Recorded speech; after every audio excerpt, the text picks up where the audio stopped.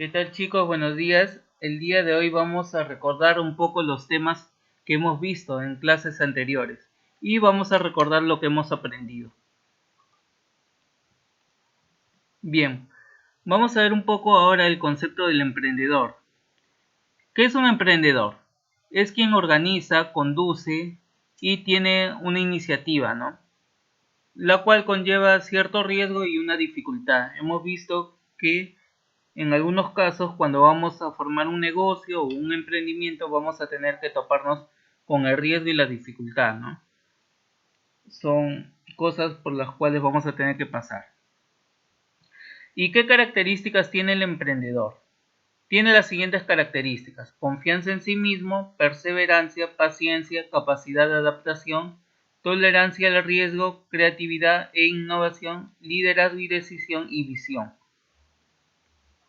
Entonces, una de las características más importantes, según mi opinión, yo pienso que es la creatividad, la innovación, la visión y también la perseverancia, ¿no?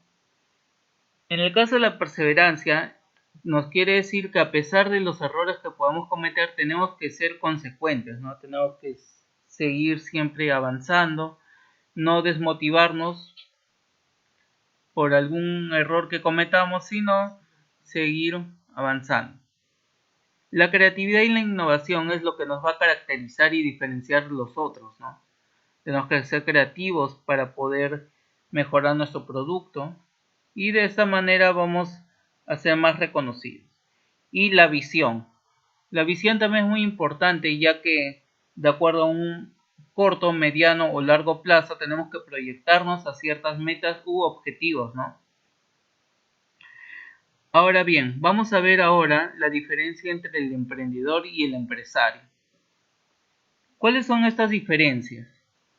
Un empresario es aquel que tiene detrás un grupo de socios, ¿no? Un empresario puede ser de la empresa Apple, de Microsoft, que son ya personas que tienen a su cargo muchas personas. Y también tiene asesores, tienen contadores. Entonces un empresario generalmente va a ser más estable, ¿no? Va a generar más ganancias, muy difícilmente va a arriesgarse. En cambio, un emprendedor va a arriesgarse un poco más, ¿no? Un emprendedor recién está empezando, entonces va a ser más propenso al riesgo. El líder. También hemos visto el concepto del líder, ¿no? El líder se caracteriza por tener confianza en sí mismo, aprender tanto como sea posible y busca un mentor más experimentado, ¿no? Va a tener que basarse también en una persona que sepa más, un poco más que él, y también va a ser orientado a manejar ciertos grupos. Y con el líder va a tener que llegar a un grupo de personas y en conjunto van a lograr ciertos objetivos. ¿Y qué debe saber el líder? El líder debe conocer, identificar y aplicar. Conocer bien a su grupo, ya que conociéndolos va a saber qué dificultades o deficiencias tiene cada individuo o qué tan hábil son sus compañeros, ¿no? Sus compañeros de equipo.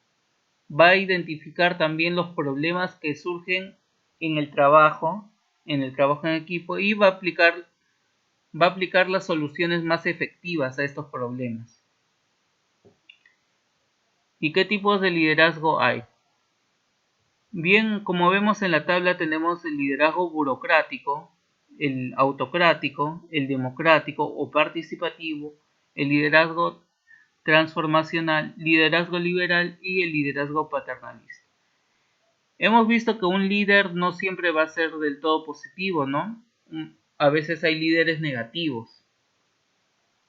Conocemos en la historia también líderes positivos, que puede ser el líder de la Iglesia Católica, ¿no? El Papa Francisco, por ejemplo.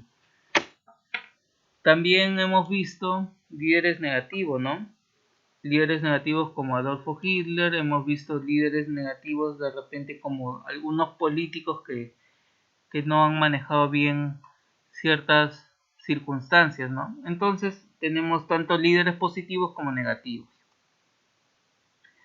Hemos visto también sobre el buen comunicador, ¿no? Conocemos estos tipos de comunicaciones que se dividen en verbal o lingüística, no verbal, mixta y escrita.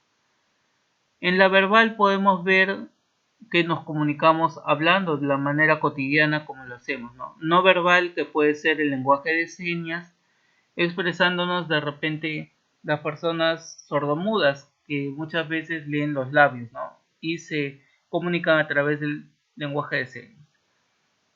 En la comunicación mixta puede ser cuando saludamos a una persona a lo lejos, ¿no? Con la mano o con un abrazo, es un tipo de comunicación. Y la comunicación escrita, que puede ser a mano o de repente por un mensaje de texto, ¿no?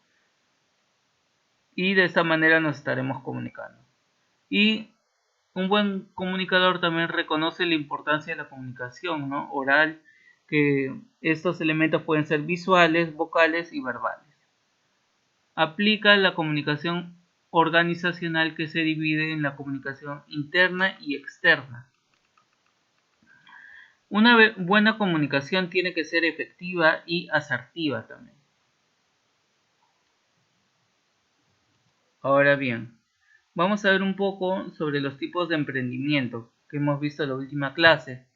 Estos están relacionados en una característica de negocio o de servicio, ¿no? También se clasifican según el tamaño, la innovación y una buena comunicación.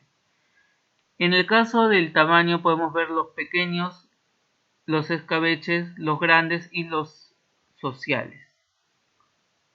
En el caso de la innovación podemos ver el innovador, oportunista o una imitación, ¿no? Que hemos visto que hay ciertas marcas que se basan en la popularidad de otras para poder imitarlas, ¿no? Y también por una buena comunicación tenemos al privado, público y en masa. Entonces, estos tres son característicos del emprendimiento según la comunicación. En las actividades vamos a elaborar un pequeño resumen según lo que hemos visto en la diapositiva del líder. Van a hacer un pequeño resumen de, viendo esta diapositiva, de qué características debe tener un líder, los tipos de liderazgo, y de esta manera van a enviar estas actividades al correo o al WhatsApp. Entonces, hemos repasado hasta ahora estas actividades y nos vemos la próxima clase. Muchas gracias.